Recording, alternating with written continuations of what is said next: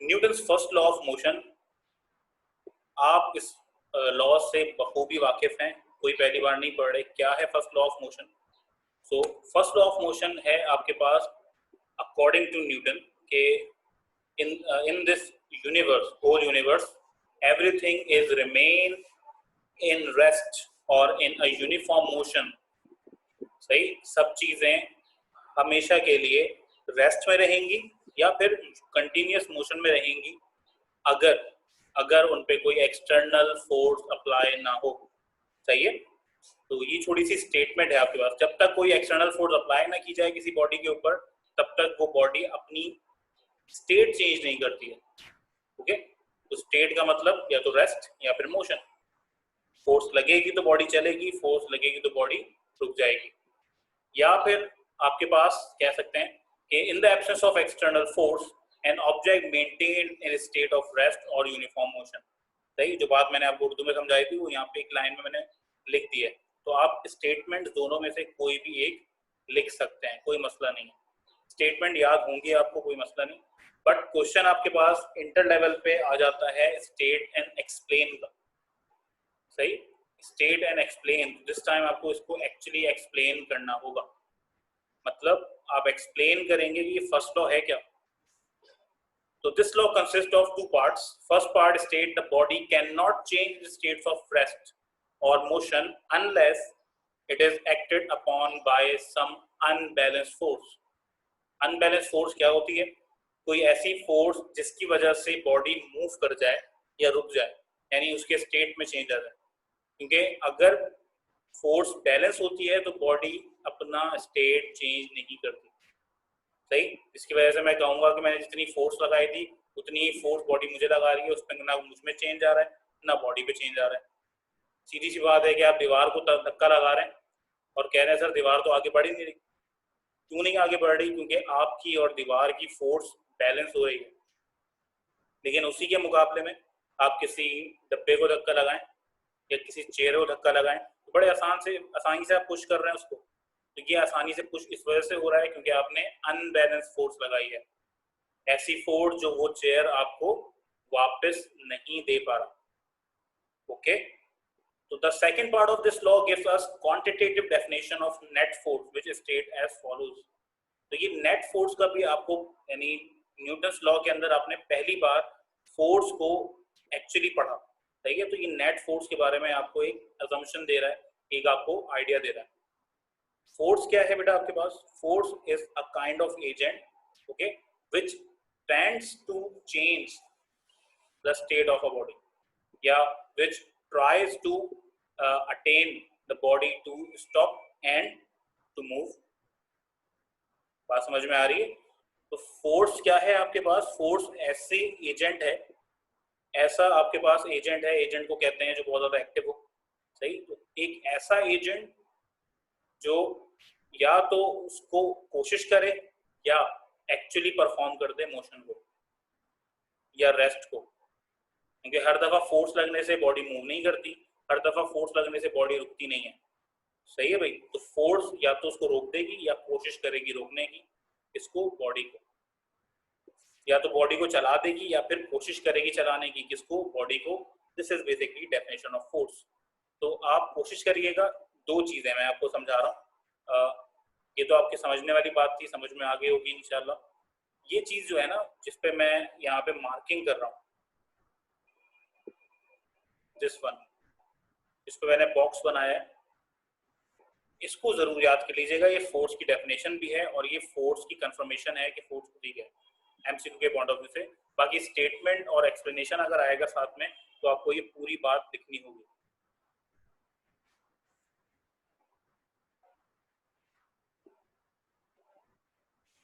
एक टॉपिक है इनर्शिया। क्या जानते हैं आप लोग इनर्शिया के बारे में? कोई बताएगा मुझे?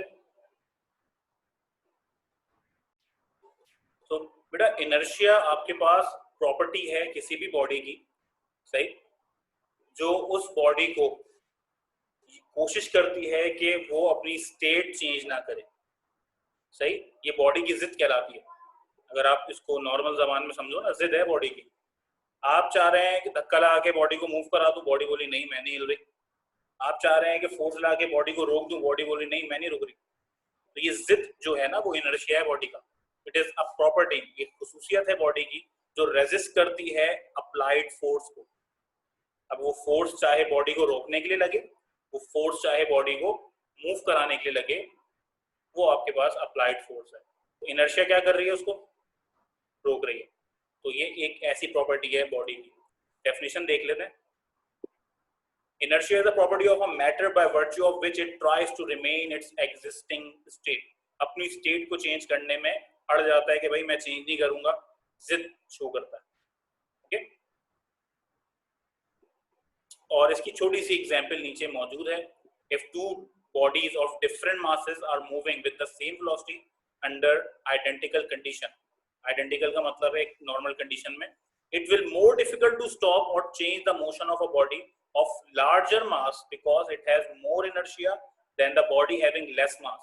Thus, the mass of a body is directly measure of its inertia.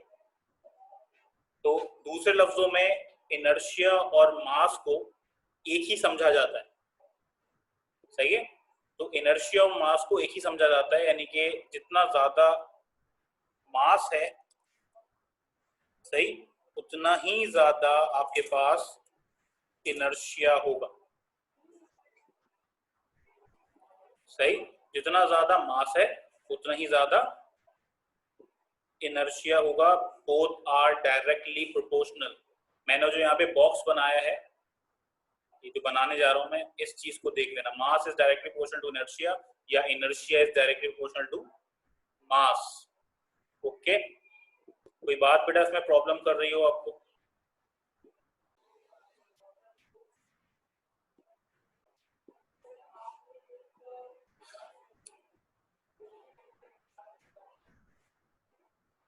Second law की तरफ चलते हैं। What is second law?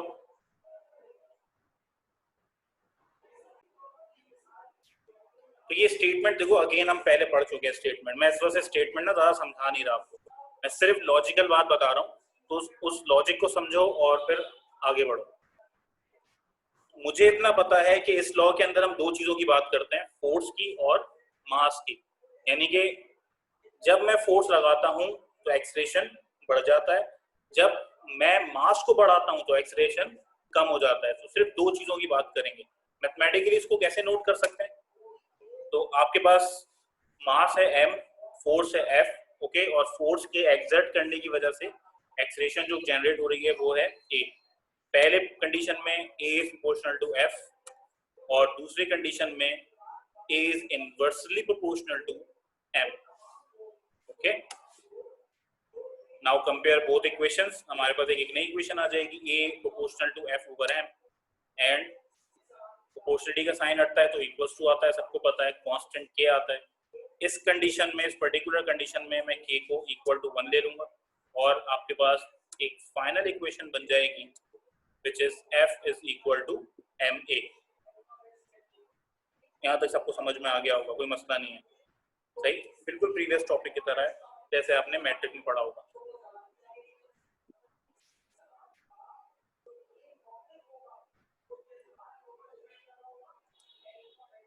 अच्छा, यूनिट ऑफ फोर्स ये भी पता है, मैंने दिखा दिया, लेकिन फिर भी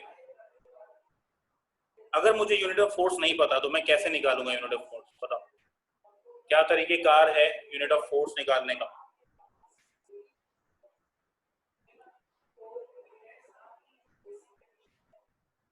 यूनिट ऑफ फोर्स निकालने का सबसे आसान तरीका ये है कि किसी भी तरीके का यूनिट, सही, जरूरी नहीं है सिर्फ फोर्स का।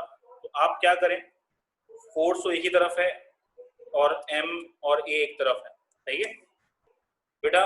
मास का यूनिट हमें पता है kg होता है और एक्सेलरेशन का यूनिट क्या होता है आपके पास?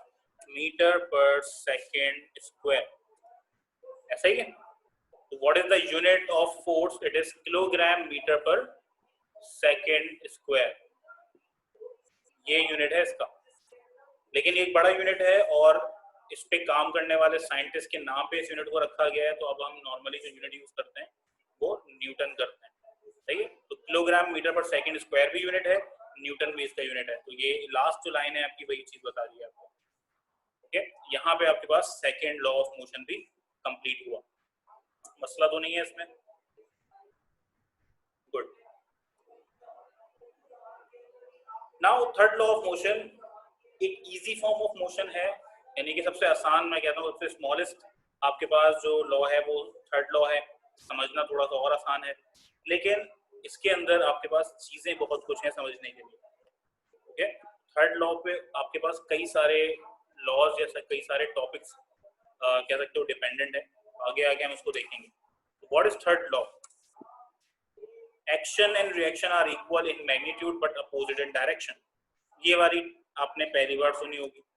आपने नॉर्मली क्या सुनी है? To every action there is always equal and opposite reaction.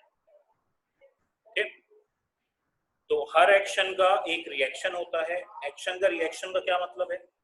Action मतलब फोर्स। तो एक्शन इज हियर, आपके पास है फोर्स, सही है, तो आप इसको कहते हैं फोर्स है।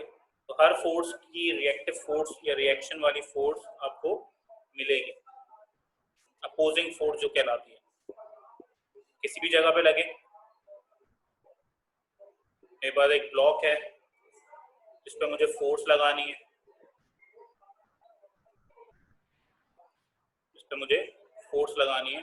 तो जब मैं इस ब्लॉक पे फोर्स लगाता हूँ तो ये ब्लॉक भी अपनी फोर्स उसी पॉइंट पे लगाता है जिस पॉइंट पे आपने लगाई है। तो ये फोर्स एक दूसरे को क्या करती है? कैंसिल आउट करती है।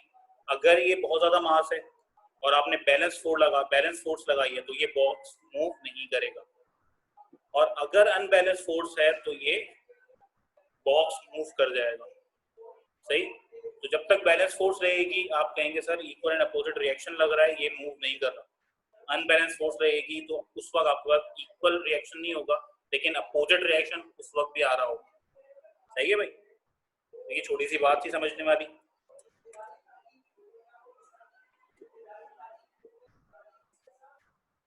If A and B are two bodies and they are interacting with each other, then according to this law we have FAB equal to minus FBA। जो मैंने अभी डायग्राम बना के आपको दिखाई थी उसमें ये बात वाज़ेह हो रही है। जो एक फोर्स मैंने लगाई थी, सही है, मैं अगेन इसको बना के दिखा देता हूँ। तो मैंने एक फोर्स लगाई थी,